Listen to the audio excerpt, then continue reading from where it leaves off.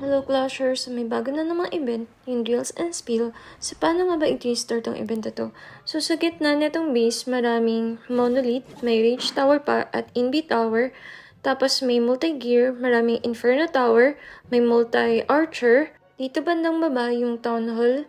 Tapos yung mga pet nito, naka-jelly si King, Lassie si Queen, Fox, Spirit Fox si Warden, si Minion Pin sa Kadigi. So, yung Spiky Ball naman yung equipment ni King.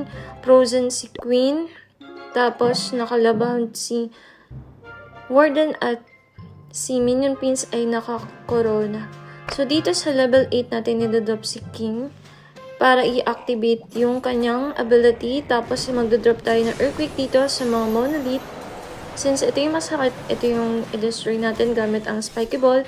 Tapos, wait nyo lang na mabasag muna ni King itong Hidden Tesla. Itong wall. Tapos, pag na-activate nyo na yung mga Hidden Tesla, ibababa na natin si Queen para pumasok siya sa loob at hindi ma-activate ng Lassie yung kanyang mga Hidden Tesla dito. So, ginamit ko na yung isa pang wall breaker para hindi na mag-walling yung ating mga hero. So, dito sa kabila, another wall breaker. At nilapag ko na yung dalawang ice column. Yung furnace sa taas, huwag niyo kalimutan. Tapos dito, yung P.E.K.K.A. Tapos yung loons at yung healer. Tapos yung Yeti, itadrop na rin natin. Yung assistant warden, another wall breaker. Tapos yung super Valkyrie, isasama rin natin dito. Tapos, ipopoison niyo po yung laman ng CC defensive troops. And then, dito sa baba, yung lava hound muna. Tapos, yung isang balloon. Tapos, yung mga dragon. Naka-air po yung inyong warden. Tapos, yung minion pins. Tapos, dito, yung queen na yung bahala mag-destroy nitong town hall. At, hindi natin muna gagamitin yung rage natin since meron pang mga defense dito sa bandang top. So, gagamitin natin yung rage natin dito sa upper part ng base.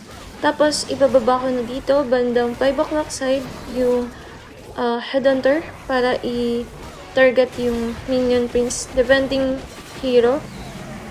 Inability ko na rin si Warden dito. Tapos, yung rage, tsaka yung lightning para mabasag yung multi-gear. At, ayan, Gar. So, tingnan na natin kung kakayanin na hindi na gamitin yung ice block, tsaka yung revive spell. So, may ability pa yung minion pins ko dito at yung pin. So, yun lang. If you happen to like this video, please give it a heart, follow me, and share it. So, sana makatulong tong video na to. Paalam, sayonara, bye-bye!